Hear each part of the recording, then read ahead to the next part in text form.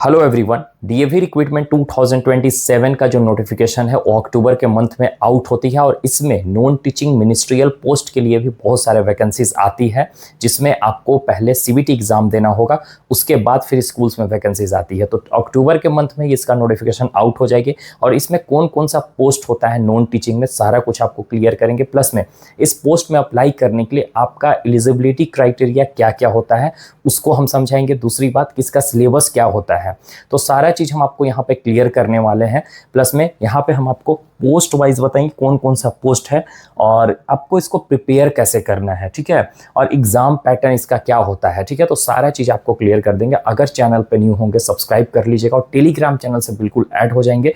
Link वगैरह सब description box में दिया हुआ है और डीएवी के रिगार्डिंग किसी तरीका से कोई भी जानकारी हो, इसी चैनल के माध्यम आपको हर एक जानकारी को प्रोवाइड किया जाता है। तो बने रहिए वीडियो के साथ, आपको इस वीडियो में सारा क्लियर कर देंगे। नॉन टीचिंग स्टाफ के रिगार्डिंग जितने भी कंफ्यूजन्स होंगे, होप्स हो कि इस वीडियो में आपको क्लियर हो जाएगा। वीडियो लॉन्ग होगी, पूरा देखिएगा, ठीक है। तो देखिए यहाँ पे हम नॉन टीचिंग स्टाफ की बात करें तो एलडीसी, यूडीसी, एलडीसी में आपका अकाउंट पोस्ट आता है, एक एडमिनिस्ट्रेशन पोस्ट आता है, ठीक है। दूसरी बात, आपका असिस्टेंट का पोस्ट आता है इसमें। फिर फ्रंट ऑफिस में दो पोस्ट हैं, एक असिस्टेंट फ्रंट ऑफिस और एक आपका रिसेप्शनिस्ट का होते हैं, ठीक है। दूसरा लाइब्रेरी का असिस्टेंट भी होता है, तो ये नॉन टीचिंग में ही आ जाता है। और फिर लैब असिस्टेंट में आपका बायो हो गया, केमिस्ट्री हो गया, फिजिक्स हो गया और कंप्यूटर, तो ये सब पोस्ट रहते हैं।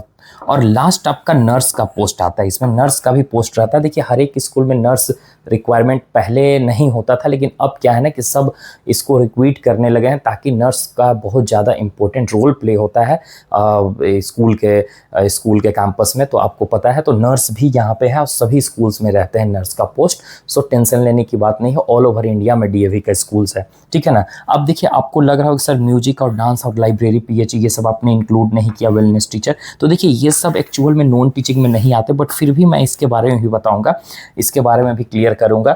और ऐसे ये टीचिंग पोस्ट में आते हैं बेसिकली, तो ये नॉन टीचिंग पोस्ट में यही सब आपका यहाँ पे दिया हुआ है। तो ये सब आपका पोस्ट हो गया, ठीक है। अब जिनका ये सब पोस्ट में अप्लाई करना है, जैसे कोई 12th पास होंगे, ग्रेजुएशन पास होंगे, तो क्या वो अप्लाई कर पाएंगे या नहीं कर पाएंगे, वो तो हम आगे वीडियो में आपको क्लियर कर ही देंगे।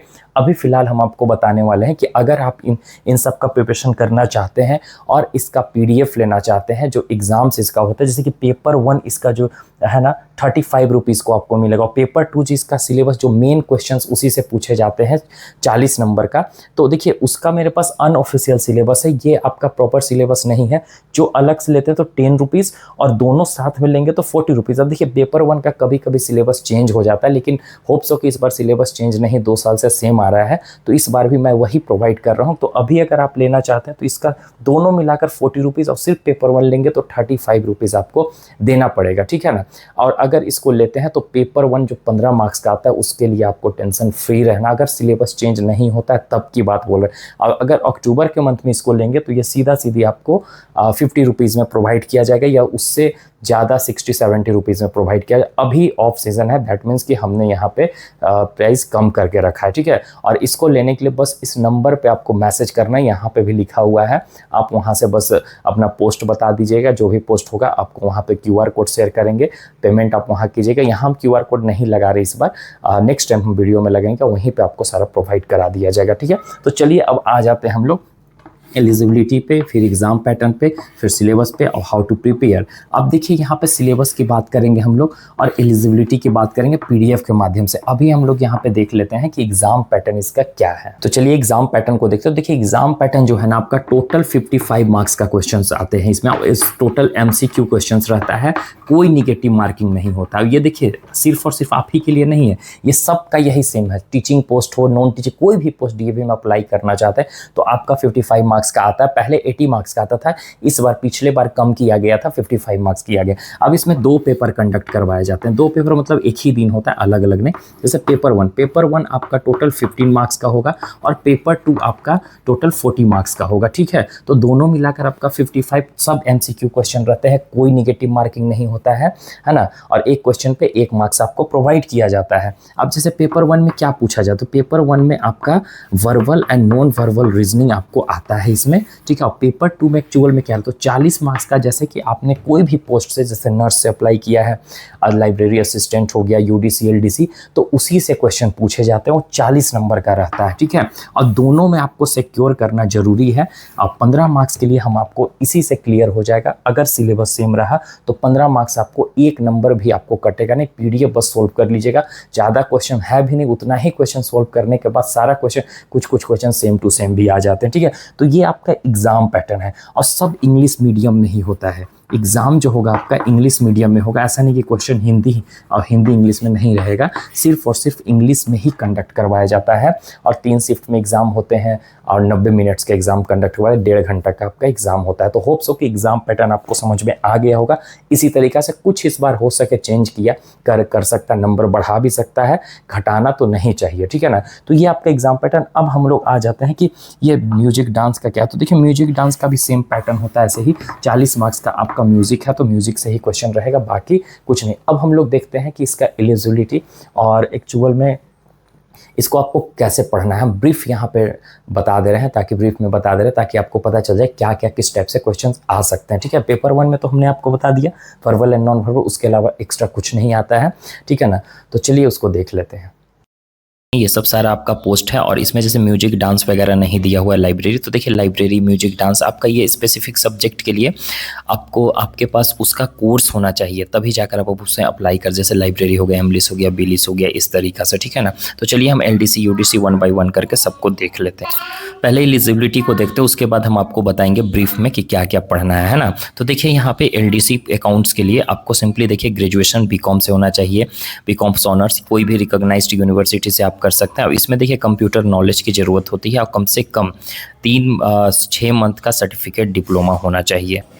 नेक्स्ट है आपका एलडीसी एडमिनिस्ट्रेशन, इसमें ग्रेजुएशन होना चाहिए, कोई भी सब्जेक्ट से उस ऐसा कुछ नहीं है। और लेकिन हाँ यहाँ पे देखिए कंप्यूटर नॉलेज के साथ टाइपिंग और एमएस ऑफिस जानना चाहिए आपको। नेक्स्ट है यूडीसी पोस्ट के लिए, इसमें ग्रेजुएशन बीकॉम होना चाहिए, बीकॉम ऑनर्स होना चाहिए या कॉमर्स के साथ ग्रेजुएशन, या कोई भी पोस्ट ग्रेजुएशन में कोई भी सब्जेक्ट से किए हुए हैं, कोई दिक्कत नहीं है। उसके बाद सर्टिफिकेट होना चाहिए आपके पास डिप्लोमा का, मिनिमम 1 ईयर का सर्टिफिकेट होना चाहिए आपके पास कंप्यूटर एप्लीकेशन का। एक्सपीरियंस इसमें 2 साल का मांग रहा है। नेक्स्ट है आपका असिस्टेंट के लिए, तो इसमें भी ग्रेजुएशन कोई भी डिसिप्लिन से आपने किया है, कोई प्रॉब्लम नहीं है।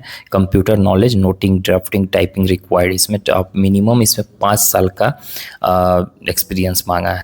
नेक्स्ट है फ्रंट ऑफिस, जिसमें असिस्टेंट रिसेप्शनिस्ट आ गया। तो देखिए इसमें आपको ग्रेजुएशन कोई भी डिसिप्लिन से रहना चाहिए, कोई भी ऑनर्स से आपका चलेगा, उसमें कोई दिक्कत नहीं है।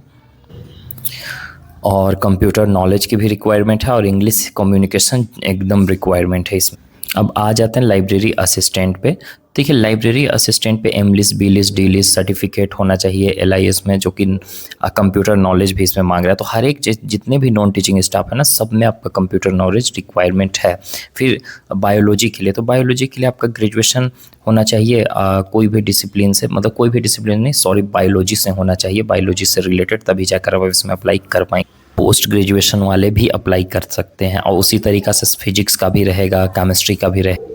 और यहाँ कंप्यूटर के लिए तो ग्रेजुएशन आपका डिप्लोमा के साथ होना चाहिए, डिप्लोमा इन कंप्यूटर। ग्रेजुएशन आपका कंप्यूटर से रिलेटेड होना, जैसे बीसीए वगैरह है आपका, पोस्ट ग्रेजुएशन है तो आप अप्लाई कर पाएंगे। और आपका लास्ट नर्स है, तो देखिए नर्स के लिए बेसिकली आप यहाँ पे देख सकते हैं नर्सिंग होना चाहिए और मिडवाइफरी होना चाहिए। जो नर्स के कैंडिडेट होंगे उनको ये पता होगा। 3 साल का डिप्लोमा होना चाहिए जनरल नर्सिंग से या मिडवाइफरी से, कोई भी रिकॉग्नाइज्ड यूनिवर्सिटी से, और 1 साल का एक्सपीरियंस भी मांग रहा है इसमें, क्योंकि देखिए आप नर्स बनने जा रहे हैं तो उसमें एक्सपीरियंस की रिक्वायरमेंट। तो अब चलिए देखते हैं कि इसमें आपका क्या क्या पढ़ना है। हम शॉर्ट में बता दे रहे ताकि आपको क्लियर हो जाए कि अभी से ही कुछ तैयारी करना स्टार्ट कर दीजिए। तो देखिए एलडीसी एडमिनिस्ट्रेशन अकाउंट में तो ये सब सारा चीज़ आपको पढ़ना होता है, जैसे day to day correspond, record keeping हो गया, डेटा एंट्री हो गया, ड्राफ्टिंग लेटर हो गया, बेसिक फाइनेंशियल अकाउंटिंग एंट्रीज। तो इस तरीक़ा से आपको पढ़े। अब पर डिवीज़न क्लर्क के लिए, यूडीसी के लिए आपको responsible for senior administration like file management, correspond सर्विशन एंड ऑफिस कोऑर्डिनेशन, ये सब। और कंप्यूटर नॉलेज सभी में रिक्वायरमेंट होती है, तो कंप्यूटर नॉलेज को बिल्कुल भी मत छोड़िएगा। जितना ज़्यादा कंप्यूटर नॉलेज होगी आपके लिए ज़्यादा बेटर है। असिस्टेंट हो गया फ्रंट ऑफिस, और आपका रिसेप्शनिस्ट, इसमें देखिए visitor management, handling telephone calls, communication etiquette, फिर फ्रंट ऑफिस एडमिनिस्ट्रेशन, और भी बहुत सारे इंग्लिश कम्युनिकेशन, कुछ में मैथ्स भी, जैसे एलडीसी यूडीसी में मैथ्स वगैरह भी दे देते हैं, अकाउंट वगैरह में, ठीक है ना।